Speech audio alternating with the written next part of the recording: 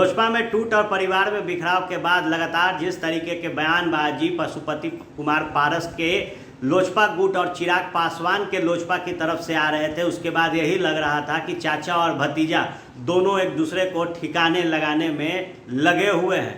लेकिन आज जब चिराग पासवान पटना में लैंड किए और मुलाकात की इंडियन मेडिकल एसोसिएशन के राष्ट्रीय अध्यक्ष सहजानंद सिंह से, तो उसके बाद चर्चा ये तेज है कि क्या चाचा और भतीजा में वापस से सुलह होने वाली है। सहजानंद सिंह से आज जब चिराग पासवान ने बंद कमरे में एक लंबी बातचीत की है, तो वहीं दूसरी तरफ सूत्र बता रहे हैं कि जो युद्ध शुरू हुआ चाचा और भतीजा में, उसमें विराम लगाने की कवायद शुरू कर दी गई है। पहले हम आपको बता दें कि डॉक्टर सहजानंद सिंह हैं कौन।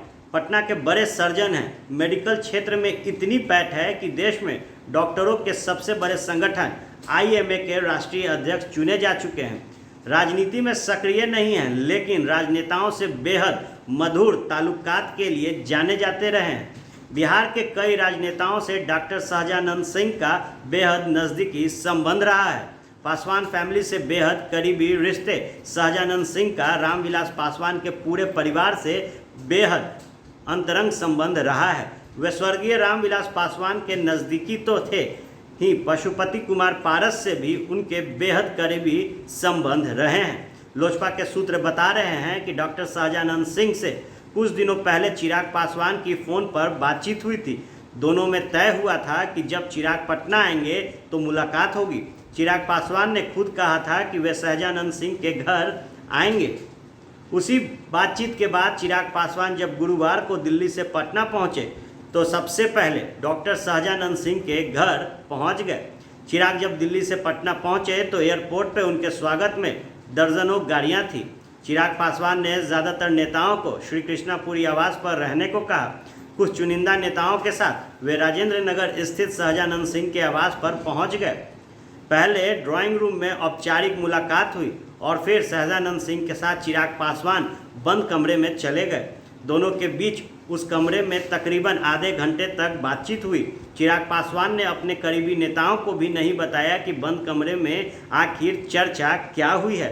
दरअसल डॉक्टर सहजानंद सिंह फिलहाल पशुपति कुमार पारस के करीबी मित्र हैं। वे पहले ही पशुपति पारस के पारिवारिक विवाद पर बात कर चुके हैं। लोजपा में टूट के बाद सहजानंद सिंह ने 3 दफ़े पशुपति पारस से मुलाकात भी की थी। जो खबरें सामने आ रही हैं, उनमें सहजानंद सिंह ने बंद कमरे में चिराग पासवान को पशुपति पारस के साथ मेल जोल कर लेने की सलाह दी है। इसके लिए एक फार्मूला भी तय करने पर चर्चा की गई है, लेकिन समझौते के फार्मूले पर आगे और बातचीत होगी। जानकारों की माने तो मंत्री बनने के बाद पशुपति कुमार पारस भी चाहते हैं कि भतीजे से समझौता हो जाए। मंत्री बनने की उनकी इच्छा पूरी हो चुकी है। अगली इच्छा अपने बेटे यश राज पासवान उर्फ मुस्कान को चुनाव लड़ाने की है। उनकी बहुत ज़्यादा इच्छा पार्टी चलाने की नहीं है। सियासी जानकार भी देख रहे हैं कि हालिया दिनों में पशुपति पारस ने चिराग पासवान के खिलाफ बयान देना छोड़ दिया है। बुधवार को दिल्ली में पत्रकारों ने उनसे चिराग को लेकर सवाल पूछा था, तो उन्होंने कुछ भी बोलने से मना कर दिया था। उधर चिराग पासवान भी झमेले से बचना चाहते हैं। पहले भी उन्होंने आखिरी दम तक चाचा से समझौते की कोशिश की थी।